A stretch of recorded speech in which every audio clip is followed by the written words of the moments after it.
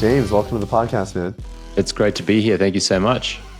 You talk about alcohol addiction. You've built a very impressive brand over the years. You're reaching a lot of people on your different social platforms. And I would say maybe of all the addictions that are out there, alcoholism probably has been around the longest. Would that be fair to say?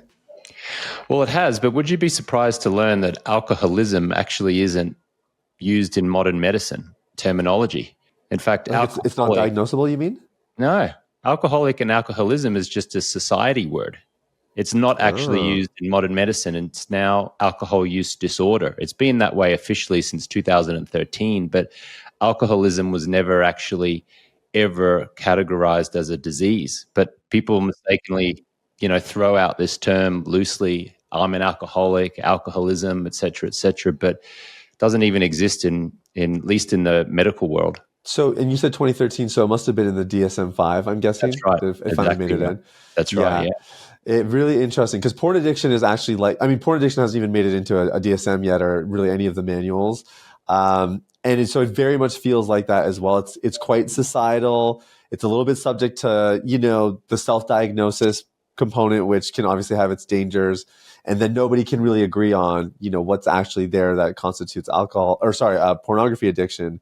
But I guess I'm surprised to hear that about alcohol because the addiction models always use alcohol as the example, typically, right? Yeah. I mean, Alcoholics Anonymous literally has the word alcoholic in its name. But I would admit that millions of people are walking around mistakenly referring to them what they think an alcoholic is. And I'm a big supporter of the mission in general of what Alcoholics Anonymous stands for, and they have good intentions, noble intentions. It's been around for 85 years. But I have done a ton of research and discovered that AA's actual success rate, if you look at success over long-term power over alcohol, is very poor. In fact, less than 10%. There's a lot of studies out there that suggest it could be as low as 5%, 6%, 7%. There was a book called The Sober Truth by a Harvard professor called Dr. Lance Dodds, and he said that Alcoholics Anonymous is one of the worst success rates in all of medicine. And so this is not to bash AA because it really is a wonderful organization that supports a lot of people, but it doesn't help people get long-term power over alcohol. And certainly where I think they're doing a disservice to society is encouraging people to say, hi, my name's James and I'm an alcoholic, because an alcoholic doesn't exist. It's just a label that we throw around. In actual fact, someone might be experiencing an alcohol use disorder, but that is a disorder and that is temporary, as opposed to when you say I'm an alcoholic, it's a very rigid identity there. You're just saying I am blank. And in this case, I am an alcoholic. So there's a few things to unpack there, but if you're listening to this, and I'm sure most people are not, thinking that they're an alcoholic, but if you are, you're not an alcoholic, you're just experiencing an alcohol use disorder. Which is really good news, right? Because I think we're really big on this as well, like the whole addict, the once an addict, always an addict, those kinds of adages, and even just the moniker of calling yourself an addict and identifying with it, really, it can be very destructive. I think a lot of the people I've seen that have done a 12-step, even in our context, like Sexaholics Anonymous or that sort of thing, it's sort of like, I'm always one bad decision away. I'm fighting really hard today. They're very emphatic about the street counting. How long have I been free? And even like in our language, we would make a distinction between being sober, where you're not doing the behavior, versus actually being free, where you've left that life behind, and you're living a different life. So I think what you're saying is actually good news for people. You don't have to identify with this. This doesn't have to be deeply coded into your DNA and the way you view yourself. And that means there's actually tons of opportunity for you to change and to grow out of a disorder. There's two words you use there which are really interesting. First one is sober. So I have an organization, it's called Alcohol Free Lifestyle, and we support high achievers to finally break free from alcohol and love living an alcohol-free lifestyle. Nowhere there do we use the word sober or sobriety or recovery or surrender or disease. Nowhere. we're very particular about the verbiage that we use and how we encourage our stop drinking clients to speak. Sober to me implies under normal circumstances I would drink, but I can't. I've got to be sober. And so that implies deprivation.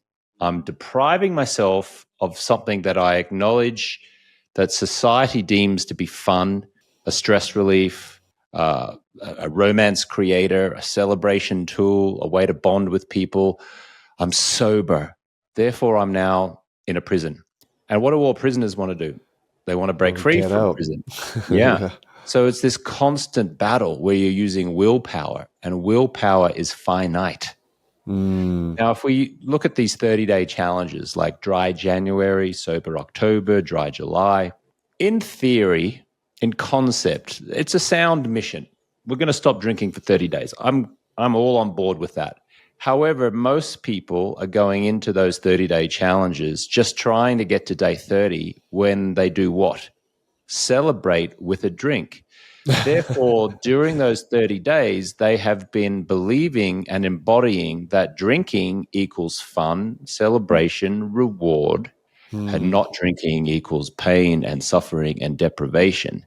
That's why it's so challenging to live an alcohol-free lifestyle long term. If your mindset is, I'm sober, I need to stop, I have to stop, because you're making the association of alcohol as something desirable.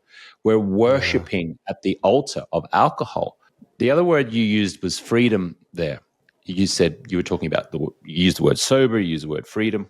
The name of my organization is literally called Alcohol Free Lifestyle. I love that word, freedom. And what we really empower people to look at here and to embody and to think and to feel is choose the lifestyle you want. Let's create a powerful vision that you move towards, as opposed to what traditional stop drinking modalities do, which is stop drinking, quit drinking. I need to stop. Yeah. I've got to be sober. I'm in recovery. I am an alcoholic.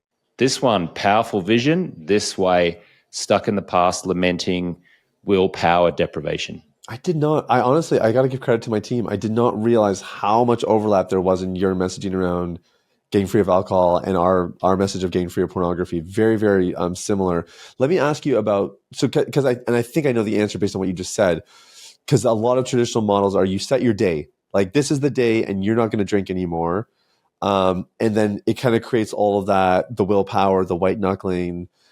Street counting is something that we're really not big fans of. And a lot of guys in our world will be like, yeah, I'm clean of porn for 2 months or 3 months or whatever. And the problem with that is it doesn't really mean anything, because you can force yourself to do anything for 30 days, like you're saying. It doesn't, there's no implication about growth, character development, the vision, like you said, like moving towards a better life. Our methodology says instead of street counting, rather track trends, which is if we zoom out over longer periods of time, is the trend going in the right direction? And that, if you're going to do numbers, we feel like that's the better way to track numbers. I'm just curious on your end, do you pay attention to that at all? Do you guys have some sort of methodology around how to track someone's progress? Well, we have a 90-day stop drinking process. So we do give them a number to get towards Okay. when they first join us. However, we say to them, this is not 90 days of stopping drinking. This is 90 days of rewiring your mindset in a powerful way. So it doesn't feel like, oh, I've just got to white knuckle it and I've got to use willpower to get to those 90 days. It's now, I get to learn conscious communication during these 90 days. I get to learn how to develop a gratitude practice, because numerous studies show that people who have a daily gratitude practice can reduce cravings for any substance by 30%. Wow. Wow, that's incredible. 30% reduction in craving for alcohol, meth, porn, food, love, shopping, any addiction by 30% just by developing a daily gratitude practice. These 90 days is all about connection, real human connection. We live in a chat GPT AI world now we're scrolling on our phones, we're addicted to our screens. We put like-minded people together and we have them connect. We have them create allies. And that camaraderie develops accountability as it relates to their relationship with alcohol, which then generates the breakthrough that they desire. So yes, we do give them, a 90-day goal, but it's not a 90-day goal to get there through depriving themselves of joy. It's a 90-day goal to develop the muscle of gratitude, of living a life of appreciation instead of expectation, of learning how to communicate with their husband or their wife or their children, learning how to embody being a powerful leader who is alcohol-free and loving it, not sober and hating it. Yeah. See, I think that's the biggest difference, because we've actually had people do 12 steps, and then not 12 steps for alcohol, but 12 steps for sex or pornography or whatever, come to us and say, I haven't watched pornography I'm thinking of one client in particular, I haven't watched pornography in 2 years. So in theory, he's living the dream. He figured it out, but he was miserable. Like, there was no joy, like you just said. He wasn't actually enjoying his life. He had just built enough cages to basically stop himself from exploding. But you and I both know, like, he's a ticking time bomb. I think he was a little bit of an anomaly. He was just able to kind of fight it longer. And so we really helped him, like, rewire the mindsets, like you're saying, think a little bit differently and enjoy the process, right? And then his relationships get better as a result. His quality of life improves, and he's got vision for where he's going. You've talked about vision earlier. Can you mention just how critical is that when somebody's doing that, even the 90 days with you? How important is vision for their life? It's everything. A powerful vision gets you moving. A powerful vision keeps you on the path. A powerful vision helps you keep going when you reach a plateau. And a lot of the things that we educate our stop drinking clients on is the master expects the plateau. If we use the analogy of a tennis match, let's think of Roger Federer and Rafa Nadal, two of the best tennis players of all time, Novak Djokovic, whoever your favorite player was or is. They go into every tennis match expecting to lose some points and expecting to lose some games. They expect to serve a fault, either going into the net or it goes long or it goes wide. They know that that happens. And 99% of the time, they don't freak out, smash a racket, have a little hissy fit. They just go, okay, I'm a master of this sport. I expected that I'm going to lose some points. But a lot of folks, when they don't have a powerful vision, they'll start this, I'm going to quit drinking. I have to quit drinking. I need to quit drinking. And they'll start, and then something will trigger them, and they'll say, F it, and just reach for a drink and have a drink. Or they'll go, oh, I've done 25 days, so that's good enough. I've done really well. I deserve it. Let me have a drink. Now, in those scenarios, I would submit they're lacking a powerful vision. And a powerful vision could be something like, I'm the kind of guy that takes care of his family. I'm the kind of guy that creates love and connection and fun times for my family. I'm the kind of guy that loves going to the gym. And even though it feels challenging at times, I love the endorphins that I feel. I love that daily feeling of waking up in the morning well-rested, not waking up in a fog and being irritable and distracted from alcohol, but waking up and going, wow, I slept 7 or 8 hours of great deep sleep. I'm the kind of guy that glides towards my vision, that trusts and has that belief, as opposed to what is very pervasive in social media world right now, which is grind and hustle and push through. So having a vision allows the plateaus to happen, and then you just observe them and go, okay, I expected this. I expected there to be a plateau, but I've got this powerful vision that I'm moving towards. Yeah. And when you have that, success becomes inevitable. It's just a matter of time. Man, it's so good. It's so good. Tell me a little bit about because we've been talking about like alcoholism, alcoholics. So I think people immediately put themselves in the category, obviously maybe there's not diagnosable criteria, but am I an alcoholic? Am I not? I have the occasional drink, or I'm a social drinker, or, whatever it might be. Are you of the opinion that people should avoid alcohol altogether? Or is this more just if you have a bad relationship with it? Yeah, I write about this in my book, Clear. There's a whole chapter on how bad is your drinking? Are you what society would deem an alcoholic. But remember, there is no such term as an alcoholic, only what society kind of labels you as. And here's the thing. There are numerous studies now that show that even modest amounts of alcohol can compromise your brain. There was a study out of the UK in 2022 of 35,000 middle-aged British adults, which showed that even one drink a night, just 7 standard drinks a week, was enough to destroy some gray and white matter in the brain. Now, that should be shocking to most people. Yeah. Alcohol has been linked to 7 different cancers. It causes irritation, disrupts your sleep, and then at the more damaging end, causes relationship breakdowns, hostility, people being combative that can lead to violence, etc. But I would suggest that most of your listeners probably fall in that gray area where they're not what society would call the alcoholic. They're not waking up in a ditch. They're not getting arrested. They're not hitting a rock bottom. But even their modest amounts of drinking is holding them back. And I would love to use this conversation to really illustrate to your listener how even modest amounts of drinking could be costing them $1 million a year, how it could be costing them the ability to generate their dream romantic partner. It might end up costing them a divorce. It might end up costing them their relationship with their children if they have children. And I'm not talking about the kind of drinking that you see in Hollywood movies and TV shows where you go out on a bender and get drunk and you smash windows and you do crazy, ridiculous things. I'm just talking about you having 2 or 3 seemingly innocent drinks a night, most nights of the week.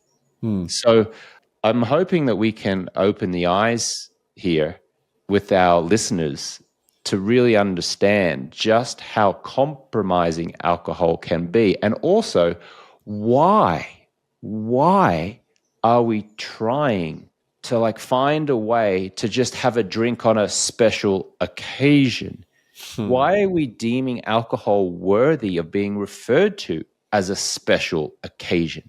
Is alcohol so gloriously wonderful tasting and beautiful that we just must have this in our life and we bow down at the altar and go, alcohol, you're so amazing. Yes, I get to have you on a special occasion.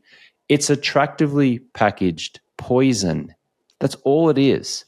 And we've just, as a society, created the association that it's necessary for fun, for romance, and for bonding. Wow. So you listed a bunch of adverse effects that alcohol has.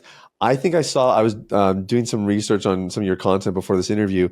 I think I saw you report a study that heavy alcohol drinkers also experience, is it reduced sperm production or reduced sperm quality? What was the study there? Yeah, I mean, it definitely destroys your libido. Yes. And it definitely slows down your metabolism. So you'll end up keeping much more visceral fat. It'll definitely spikes your cortisol levels because because alcohol destroys your sleep. You're not as well rested, so you have more cortisol in your body. And then because you're tired, you reach for a sugary food the next morning, or a Gatorade or a chocolate bar or something. And now you're eating more calories, not to mention you're drinking the calories from the alcohol. So it's very challenging to stay as lean as nature intended you to be. Yeah. And all of those things combined absolutely have an effect on your testosterone levels and compromise your sperm quality and production. So not to mention the fact that it's been linked to 7 different cancers. I have to get this through. There is no amount of alcohol that is good for you. There is only an amount of alcohol that is bad for you. But that's just it. It's crazy. Now there are 2 people that I know that I'm friends with. A gentleman by the name of Ben Greenfield from Ben Greenfield Fitness, and he wrote a couple of New York Times best-selling books. And another gentleman who I'm very fond of, Mark Sisson, who created the Primal Kitchen brand and sold it for a $1 bazillion. Very fit, healthy 60-something man. They're the only 2 folks that I've come across who argue that a drink on occasion can be good for you or can be palatable, or at least isn't detrimental to you. And their argument is that the drinking this poison, because they acknowledge it's a poison, but drinking this poison is kind of creates this stress response. And because you're only drinking it in such small quantities, the stress response actually makes the body stronger and makes the body go to work, which makes the body stronger in terms of fighting off the poison ongoing. It's kind of like when we go to the gym and we lift a weight and we tear the muscle fibers down, and then when we rest for a couple of days, it grows back bigger and stronger. That's kind of their argument. Okay. The challenge there is most people are not going to just have one drink on occasion. They're not going to have 4 drinks in a week. Yeah. And one drink is like a gateway drink. It's a gateway drink to other things, including A, another drink, or B, eating more food, because alcohol does make you hungrier. Right. It makes you crave carbohydrates, in fact. And 3, it disrupts your sleep, which then messes with your body's ability to be able to repair, which leads to what I was talking about just now, which is irritation and fogginess the next day, which then leads to, let's call it, unhealthy habits like eating more or sugary foods. So all of that is to say that there is no amount of alcohol is good for you. If you want to do what Ben Greenfield and Mark Sisson subscribe, which is an alcoholic drink of, say, really clean, high-quality tequila, which is the least bad alcohol, then, okay, you can try that. But just don't be convincing yourself that this is something that you're just going to do on occasion, because it's a very slippery slope. It is. It is, for sure. What about the red wine whole phenomenon? Like, you can have a glass of red wine a day and it's good for you. Nonsense. In fact, of all the alcoholic drinks that you can have, beer and red wine are actually the worst for you in terms of toxins. Tequila is actually the least bad, depending on the tequila. Okay, so if you are going to drink, tequila is the least bad, and the worst is beer and red wine because of all of the toxins. Now, let me explain this whole one glass of red wine a day is good for your heart health ridiculous notion. In 1991, the 60 Minutes television show used to attract 30 million viewers a night. Okay, I think times have changed now. They'd be lucky to get 3 million, I would think. 32 million people watched an episode in 1991 where the journalist Morley Schaefer interviewed a French scientist who just happened to also be a winemaker and came from a family history of winemakers, who put forward this theory that drinking a glass of red wine might be good for your heart, might be good for longevity, could be good for you. And they did this whole 12-minute, 60 Minutes piece. And in the very last frame of this episode, the journalist Morley Schaefer had a glass of red wine, and he looked to the camera. He said, so the secret to a great heart and a great life might lie in this glass of red wine. Cheers. And he takes a little sip. Now, the next day, US Airlines reported that they ran out of red wine because the demand was just went through the roof. People were saying, I'll have a glass of red wine, I'll have a glass of red wine. Did you see the 60 Minutes episode last night? The next month, red wine sales spiked by something crazy between 25 and 30%. And over the course of the year, it's very similar, up to about 20% increase in red wine sales. The following year in 1992, they re-aired that episode. Same thing happened. Big spike for the next month in red wine sales. And over the course of the year, it now was something like 25% increase in red wine sales. So people were convinced, because mostly in part because of this 60 Minutes episode, that red wine was therefore good. And they're like, yes, all right, you beauty, let's go for it. Now, I submit now, years later, that 60 Minutes episode did more damage to health in the world than almost anything. And no one's talking about it. Now, they didn't deliberately do that. They were just reporting what they thought was a balanced piece. The problem is that now, with the benefit of 3 decades of modern medicine and more research, I can confidently say that every claim that French scientist made in that 60 Minutes episode was false. I'm sure he didn't think it was false. I'm sure he believed it, but it's been proven to be complete nonsense. There is nothing good about red wine. There is nothing good about alcohol. It compromises your health. All of those things we've already discussed. And yet this myth gets perpetuated and has been for the last 3 decades. It's a nonsense. Man, I actually didn't know the backstory behind that, but that makes a lot of sense. And I mean, truth be told, I haven't had a drink in a very long time. So, not that I've actually subscribed to it, but it is interesting to hear what's going on behind it. We've talked. So the fascinating thing to me is, and the reason I haven't drank a lot is actually not necessarily the health benefits. That's really something I've just taken seriously in my life the last couple of years.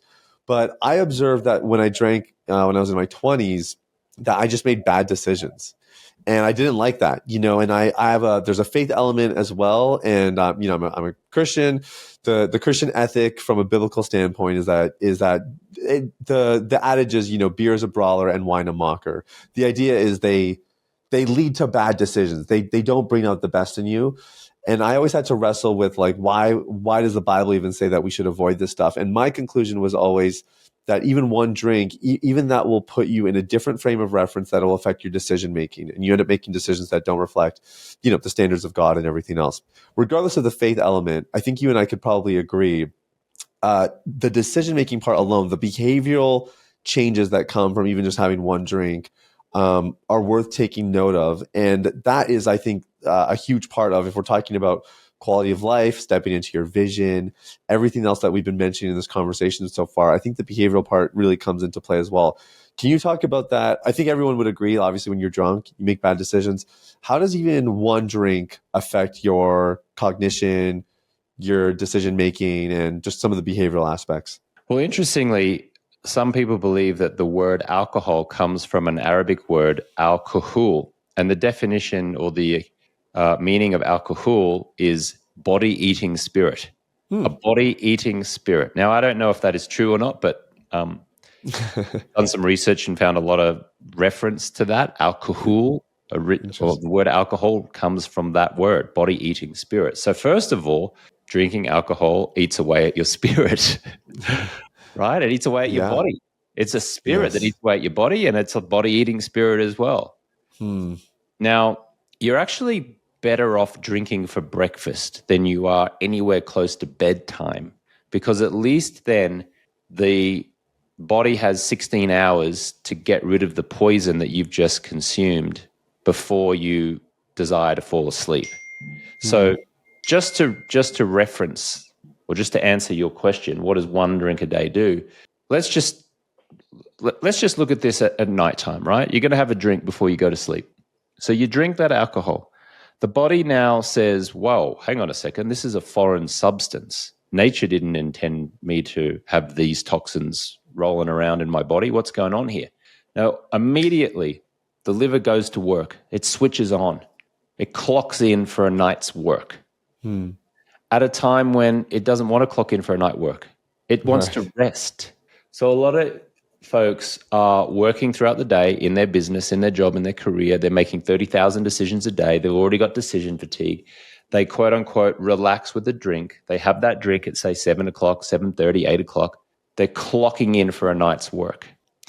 Now they go to sleep. They don't spend as much time in that deep phase of sleep, in that REM phase of sleep. They wake up in the morning having tossed and turned a little bit more. Maybe they've got up in the night and urinated one time more than what nature intended them to get up, and that disrupts their sleep. And then the day begins. And much like we were talking about in that example before, but now we have a little bit of irritation, just a little bit, because we're not well slept. And now we snap at our husband or our wife, or we're not as present with our kids, or we're just annoyed, or we're overwhelmed. And now that affects all of our behaviors during that day until we get to what?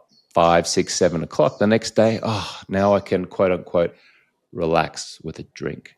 So the first thing is to recognize, in terms of one drink, is that it destroys your sleep, destroys it.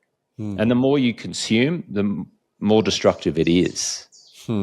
Then in terms of what's going on when you consume alcohol, and I write about this in a chapter in my book, it's a whole chapter on dopamine and the dopamine response when you consume alcohol. When you consume alcohol, your dopamine receptors light up like the 4th of July, just light up like a fireworks show.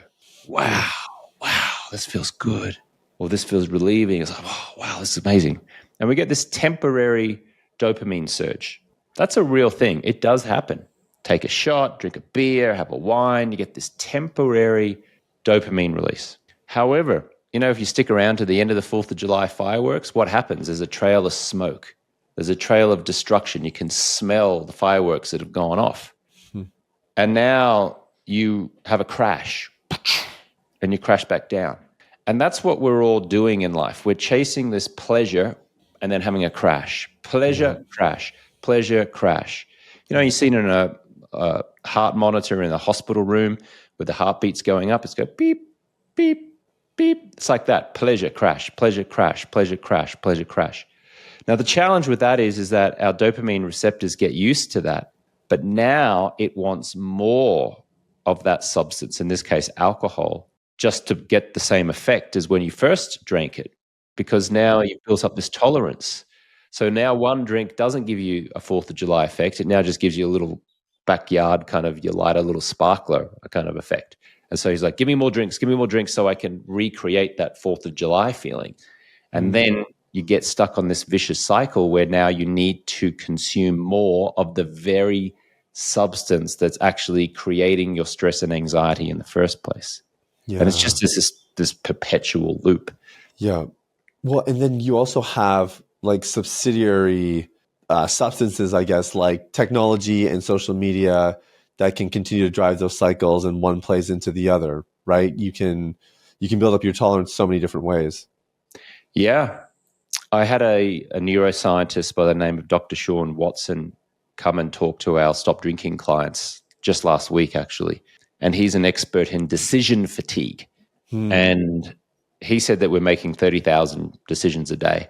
And over the course of a day, we're scrolling in our phone. Like every time, like the decision to go into Instagram, the decision to just scroll up is a decision. Like every time you flick your finger on your iPhone or your Android, whatever it is a decision. The clothes you wear is a decision. What time you wake up is a decision. What you wear is a decision. How you brush your teeth is a decision. It's not just the decisions you're making in the business or in your career. It's these little micro decisions that you're making throughout the day. 30,000 of them. You and I are making them right now. Like I'm deciding what I'm saying. You're deciding what to ask the question. I'm deciding how to answer your question. I decided whether I was going to use this microphone. I decided what I was going to use as a backdrop. You decided what you're going to use as a backdrop. You decided that I might be a worthy guest. We decided what time we were going to do it. Like decisions all day. And that's taking a toll on our brain. It's depleting the glucose levels in our brain. And so we get to the end of the day depleted, feeling like so drained from all of these decisions. And it's no wonder that we want a 4th of July fireworks display. Because we're exhausted. It's like, just give me anything to relieve me of all these decisions. And then we drink the alcohol. It gives us this temporary relief. We go, no wonder it's so addictive. It's like, of course, it gives you this relief. It's like, thank God, of all these decisions I made today, I could just get to temporary relief. But it's temporary. And then that wears off, and the consequences of that are dire.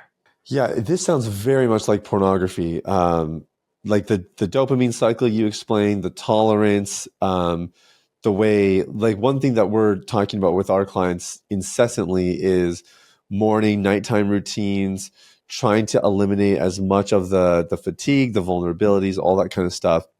One thing that was coming up as you were talking there that I want to ask you about is well, I guess it's kind of two questions. So one is that alcohol is very socialized, right? Like different than pornography. Pornography has a social element to it, as in often you get exposed to it from your buddy, depending on what circles you're in, maybe guys are passing it around a little bit, but generally it's still considered private, personal. There's a taboo element to it.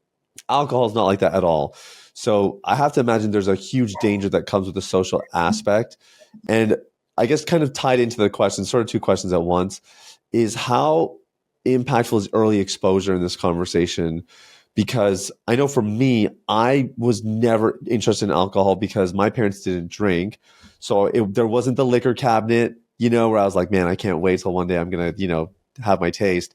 I had none of that. And literally the only reason I started drinking was because my friends were. And I resisted the peer pressure for, I think, the first 3 years of high school. I think it was grade 12 where I thought, you know what, I'm going to give this a try and whatever. But anyways, I'm wondering if you can just comment on those two things, the socialization and how much that can mask these really bad behaviors and bad relationships with alcohol, and then how much early exposure factors into all of it. Our parents or the adult figures in our life are mostly responsible for our drinking habits. So if you recall when you were a young child, whether you had parents in your life or adult figures, they would say to you, oh, no, little James, you can't drink. You can drink when you're older. And in that moment, they implanted this idea and this belief that drinking is something that I get to aspire to consume, that drinking is something like a rite of passage. When I'm older, I'll get to drink, as if drinking is something worthy of doing in the first place. Right? So they're like, oh, no, you can't do that. I remember my father said, no, you can't have any alcohol. And then when I was about 14 or 15, he goes, all right, you can have a sip of brandy. And I took a sip and I went, ooh, that tastes disgusting. So it doesn't taste good. We've acquired the taste over years. Yeah. But it doesn't taste good. But, watching him drink, and he wasn't a big drinker, he was a modest drinker, but watching him drink, growing up and sitting at the dinner table for years, I was like, oh, I'll get to do that when I'm 15. Maybe he'll let me have a sip when I'm 14 or 15. And he did. Mm-hmm. And then, of course, you finish high school and everyone wants to go and get drunk and celebrate. And then you go into college and then there's fraternities, and then smiling assassins turn up everywhere. And a smiling assassin is anyone who's smiling at you as they offer you a drink. Hey, can I get you a drink? What would you like? Hey, we're going to catch up at the bar. Want to come and have some drinks? Oh, we're going to watch the game. The Super Bowl's on. Bring a 6-pack of beer. Hey, can I get you a drink? When we go to a restaurant, we walk in and the waiter or the waitress greets us. And what do? They come over with a big smile. And they say, hello, sir. Hello, ma'am. I'll be your server for the evening. Can I get you started with something from the drinks menu? And they're smiling as they offer you this attractively packaged poison. And we do it ourselves because we've had parties before. We host people over and we want to be great hosts. And we say, hey, can I get you a drink? What would you like? I've got wine. I've got white wine. Anything I can get you? And we become the smiling assassins. So it's everywhere and it's pervasive and it's all ingrained in society. And of course, it feels challenging to break free from the social conditioning because there are smiling assassins coming at you like zombies from every single corner. I watched the Super Bowl in 2025. I was watching the ads and I saw Peyton Manning, the fantastic quarterback who used to be the quarterback for the team I support, the Denver Broncos, and formerly played for the Indianapolis Colts. He was in a Budweiser commercial and it was funny. It was good. It was terrific. But even in that commercial, they made a little side joke that said, oh, we're not allowed to actually show drinking the beer on commercial television. They could show the beer in the hand, but actually someone drinking it, they're not allowed to do because of US broadcasting and advertising rules.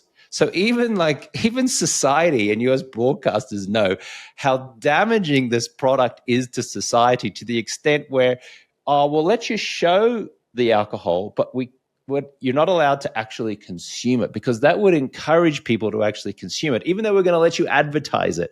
The ridiculousness of this is just bananas. Isn't it crazy though that so they have those kinds of rules but they don't, like, it took so long for them to even acknowledge alcoholism to be something diagnosable. That just seems so weird to me. It's ridiculous. I mean, we look back to the 1950s at these television commercials of doctors in lab coats saying Camel cigarettes, the cigarette chosen by doctors, and have a cigarette. And television ads where doctors are saying, oh, yeah, cigarette's great. This is the cigarette that I use, that I, smoke at home. And there's literally doctors in lab coats smoking cigarettes. Now, we look back at that now, and the reaction that you just had a moment ago was to laugh, right? Like, but yet, in plain sight, we have Super Bowl commercials where funny people, Peyton Manning, are supporting and encouraging us to drink. The Rock, Dwayne Johnson, has a tequila brand. Ryan Reynolds, the Hollywood actor, has a gin brand. George Clooney sold his tequila company for $1 billion. And we go, oh, yeah, that's fine. That's fine. Well, we think it's ridiculous that doctors were saying, like, cigarettes are healthy. But yet, it's not ridiculous that alcohol is now promoted in Super Bowl advertising and we just like smile as we do it. I don't think history is going to be kind to these Hollywood celebs like Ryan Reynolds and The Rock and George Clooney as it relates to alcohol. They've done many great things in the world, those three superstars, as you know, they've done great stuff, no question, but they are peddling poison. No question, they're peddling poison. Matthew McConaughey, very likable, like that guy. He's peddling poison. History will not be kind to them. So I think for people that are listening that are really struggling with alcohol, they need to do your 90-day program, 100%. Obviously you've done your research, you know what you're talking about, and I definitely would recommend it. I'm thinking of our listeners. I was actually reminded of a client. This was probably one of the first times I realized how much alcohol had a lane in the conversation around pornography usage and sexual addiction, because I was coaching an athlete. He's a professional athlete, and he was, he's kind of just caught in his normal cycles. And so I was telling him, like, okay, well, where did it happen? The last time that you slept with pornography, where did it happen? Who was around? And okay, tell me about the time before. And then all of a sudden we realized the one thing they all had in common is it always started at a bar. I went to a bar, I had a drink with a friend, maybe a couple drinks, go back home, and then he'd go and he'd watch. And it was so funny because he really wanted to quit pornography.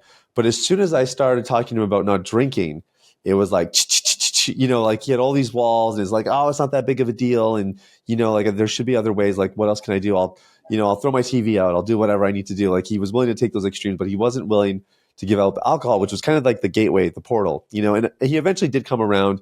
And he definitely got a lot better results because of it. But my question to you is for people that are listening that are maybe more in the camp of, I'm drinking occasionally, I'm a social drinker, it's not having the really noticeable adverse effects, but they're at least compelled and they're convinced, okay, I want to make a change.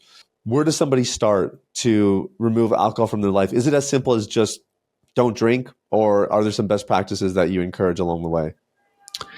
Definitely getting in a like-minded, supportive community of other health-conscious people is going to support you. Not going into this like it's a challenge. Instead of saying, oh, I'm going to do a 30-day challenge or a 90-day challenge, change the verbiage to, I get to do this. I'm choosing this lifestyle. You know what? I'm going to choose an alcohol-free lifestyle. I'm going to experiment with this. As opposed to, I need to stop, I need to cut back, I got to do this, I got to cut my friends, I can't go to a bar. Like, get rid of all that. And instead go, I choose an alcohol-free lifestyle. And for that word lifestyle, which is, if we break it down, a style of life, the style of life now becomes, when I go into a bar, I walk up to the barman with a big smile on my face and I say, can I grab a soda water, ice, a piece of lime, maybe a bit of mint or something there? Can I grab a soda water, ice, and a piece of lime? Yeah, thanks. That'd be great. Whenever a smiling assassin asks you, hey, can I get you a drink? You smile right back to the smiling assassin. You say, yeah, I'd love it. Can you grab me a soda water, ice, splash of cranberry, whatever it is that you want to have, right? But do it with a smile on your face. If you go into a situation trying to stop drinking and someone says you want a drink and then you say, oh, I wish I could, but I'll just have a soda water. I'll be all right. Then you're inviting the other person to go, come on, just have one. You'll be fine. What are you talking about? It's a negotiation. Yeah. And you're also convincing yourself again that drinking equals fun and pleasure and not drinking equals pain and deprivation. Right? So let me rephrase that, because even I was about to fall prey to focusing on what not to do. Remember I was saying the word don't there. And so I always have to remind myself, focus on what you will do, not what you want to stop doing. Most people are saying, I've got to quit, I have to quit, I've got to cut back. And there's a bundle of nerves in the brain called the reticular activating system, which focuses in on that you think about and talk about. So if you're saying don't drink, I've got to quit, you're still thinking about alcohol, and so you're more likely to drink alcohol. The RAS doesn't understand the negative command. But if you say what you will do, which is, I easily drink soda water, ice, and a piece of lime, I'm going to hang out with more health-conscious people, I'm going to focus on my sleep, I identify as a professional sleep expert. And when I walk into a bar, I'm going to powerfully order a soda water, ice, and a piece of lime. When I go to a party with my friends, I'm going to come with some flavored soda waters and smile. When my friends make fun of me for not drinking, I'm going to go, yeah, I'm going to laugh, as opposed to defend or explain or justify. I'm going to have the most fun at this party tonight while being alcohol free. I'm going to dance on tables. I'm going to be the most engaged person. I'm going to introduce people. I'm going to smile. I'm going to say to my friends, I will go shot for shot with you on this drink tonight. I tell you what, for every tequila shot you do, I'll do a shot of soda water. I will drink you under the table, my friend, with this soda water. See how you're lighthearted and you're Yeah. making it fun and you're making this a lifestyle. You're loving this style of life. You're not depriving yourself by needing to quit and be sober and be dull and lock yourself away and retreat from society. No, you run towards society with a big smile on your face and you embody the lifestyle being the fun and preferable style of life. And when you do it that way, then you don't just dip your toe in the water, you start embodying that lifestyle.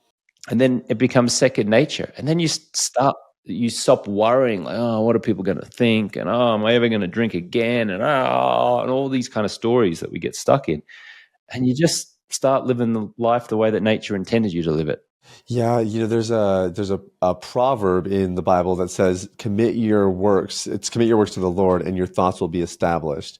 And I think that's what I'm hearing there is when you're not fully committed to what you're doing, maybe you haven't fully embraced it, your thoughts aren't established, you can be a little wishy-washy, and that's often you kind of get, half-assed results because of it. But when you're really committed, you made up your mind, you're locked in, this is what I'm doing, there's sort of a premeditated plan, a course of action, obviously the mindset stuff we were talking about earlier, then your thoughts are established. It's easy to own your decision and you can enjoy your life as a result and the decisions that come from it. 100%. And a belief is a decision. Make no mistake, a belief is a decision. So if you have a belief that an alcohol-free lifestyle will be preferable to an alcohol-fueled lifestyle, that's a decision that you've made. So therefore, when you begin, it doesn't have to feel hard and like you're white knuckling it and it's a struggle and you're going to be dull and you're going to be boring. Because a belief is a decision and you've already made that decision that alcohol-free living is better. You get to be alcohol-free. Yes, I get to be alcohol-free. I get to sleep well. I get to have clarity, focus, and energy. I get to focus on conscious communication. I get to meet all these amazing people. I get to create this powerful vision and move towards it. I expect there to be a plateau. All right, bring on the plateau because I love the fact that it's leveling me up to the next level. I always say, pray for a worthy opponent. It calls inside of you this hero, right? It's like the hero's journey. We see it in Hollywood movies and TV scripts. There's someone who's just living their life, and then there's a challenge and a problem, and they have to go on this journey. They don't want to go on the journey, and then they meet obstacles and challenges, and then they make a few allies, but then there's some evil people there who are kind of throwing like barrels at them like in a Donkey Kong game where, you have to kind of duck and weave and move around. But then you get called to a higher version of yourself that never would have been called upon if you just stayed in the mediocrity of your life. Yeah.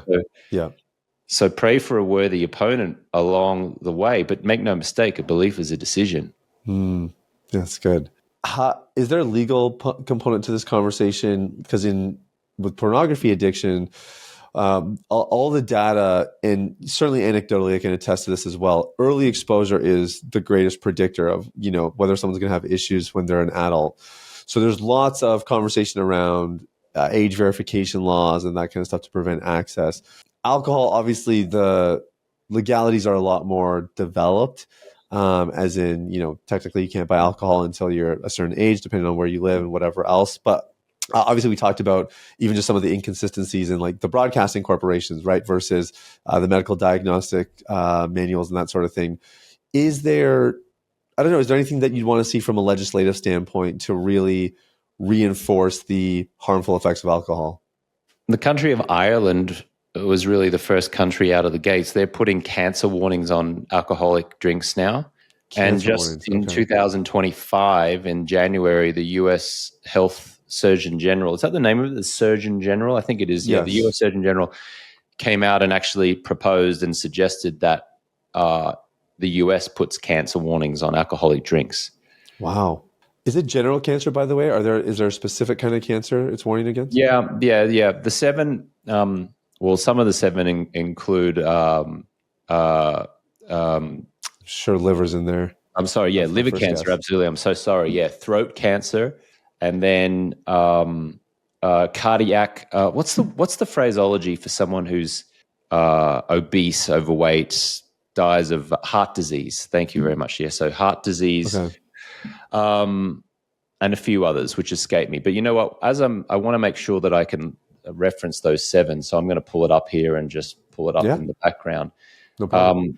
But alcohol, 7 types of cancer. Here we go. Mouth, pharynx, larynx, esophagus, liver, breast, and bowel. So they're the 7 that have been linked to it. And then anecdotally, heart disease you can trace back to huge amounts of alcohol consumption, which of course leads to overeating, which leads to eating poor food, et cetera, et cetera. So yeah, mouth, pharynx, larynx, esophagus, liver, breast, and bowel. Wild. So when so the cancer warnings on these cans of beer or whatever it might be, And bottles, yeah. beers and bottles, are they warning against a particular type of cancer, or it's just cancer in general? My understanding is just cancer in general. Okay. Again, let me have a look here and see what they've done in Ireland. But I will say this, that I actually am a little bit skeptical that doing that will actually reduce people's drinking. I think it's going to bring increased awareness, but I'm not sure that saying that alcohol will cause cancer will actually stop, because there's a lot of studies around cigarettes. When they put cancer warnings on cigarettes, Yeah. it didn't actually move the needle that much, because human beings were a funny bunch of people. Like, death doesn't actually really scare us that much compared to the horrendous way that we might die, for example. So I Yeah. interviewed Professor David Bellin from Cambridge University, and he said, human beings, if you say like you might die 10 years earlier if you keep drinking, people are like, whatever, that's in the future. Like it's 20 years, Yeah. 30 years. Yeah, it's so far away. But if you tell them, you know what, you're not going to look as good in the next 6 months, or you're not going to be able to attract a romantic partner because you've got a double chin and you've got skin falling off and that's weathered and everything from your drinking, and you look uglier or less attractive because of your drinking, then people are more likely to take action. Or if you say to them, you won't actually die younger, it's just you'll die a horrible, painful death over a decade, then people are actually, okay, now I'm sort of taking notice a bit more here. In other words, what Professor David Bellin was saying, like you kind of need to tie the damaging consequences back to the now, like in this phase of life, in order to get people to make meaningful change. So while I celebrate this idea that we're putting warnings on liquor labels and there is increased education about cancer and things like that, I think that it's going to take more than that to really create significant change. What do you think that is? What's the more that's going to be required? It's going to be more people being health conscious and getting in like-minded tribes of people who are meeting up in the morning, going for hikes, running clubs, ways of socializing, connecting, and candidly mating that don't involve alcohol. And once people get used to that and they can see the benefit of that, then they'll come on board. In Australia, for example, they have these sunrise parties now where people get up before the sun rises, they go down to the beach and they have a DJ and music and they dance and they party as the sun comes up. And then they go for a run and then they swim in Bondi Beach, for example, very famous beach in Sydney. And it's all like ages, folks in their 20s, 30s, so single people trying to mate, adults trying to stay healthy. What a great way to connect and feel part of a community and feel that real human connection. Yeah. And I also think like one of the big things that we do at our company, Alcohol Free Lifestyle, is we facilitate real human connection. And I think that's what's missing, because I actually asked Professor David Bellin from Cambridge University, or rather one of our clients asked him on a call because we had him come in as a guest speaker. And the question was, what are the 2 big supplements that you'd recommend to help someone overcome an alcohol use disorder. And he said two things: exercise and human connection. And I said, what? What do you mean? And he said, well, exercise has just been shown repeatedly to make us feel better and to destroy cravings for any substance, because exercise gets you moving. Most of the time it gets you outside. You have a much greater feeling of momentum. You see the birds, you see the trees. It releases endorphins. You just have this sense of accomplishment and fulfillment from exercise, which reduces your craving. And then human connection is, we crave human connection. We crave being with people. Like, we want that connection. If we go back to the pandemic, 2020, there was like 30% increase in alcohol consumption during the pandemic because we were all isolated and at home because we had no human connection. Yeah. So getting, all of that is to say that getting in a like-minded group of other humans who are as health conscious as you, who are living an alcohol-free lifestyle, who celebrate you for drinking an alcohol-free lifestyle, who aren't encouraging you to drink, who are doing personal development, who focus on their sleep, who read books, who, that kind of environment, that will do more for you than, I think, putting a cancer warning on an alcoholic drink.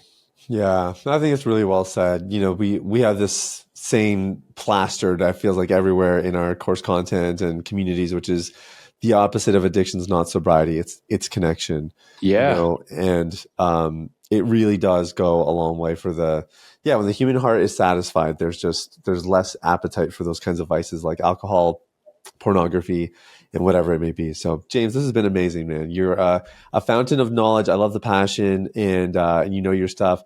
Thank you so much for your time. For people that want to go check out more about what you're up to, what's the best way for them to do that? Alcoholfreelifestyle.com is our website. If you'd like to check out the book Clear, it's available wherever books are sold online, including Amazon. There's an audio version narrated by me, if you can put up with my Australian accent for 8 hours or 4 hours on double speed. And then I'm on Instagram, is probably where I'm most engaged on social media, at least, which is just my name, at James Swanwick. Amazing. Yeah, we'll put the links in the show notes to all of that. Thanks again for your time, man. And thanks for the great work you're doing. I appreciate it. Thanks very much for having me.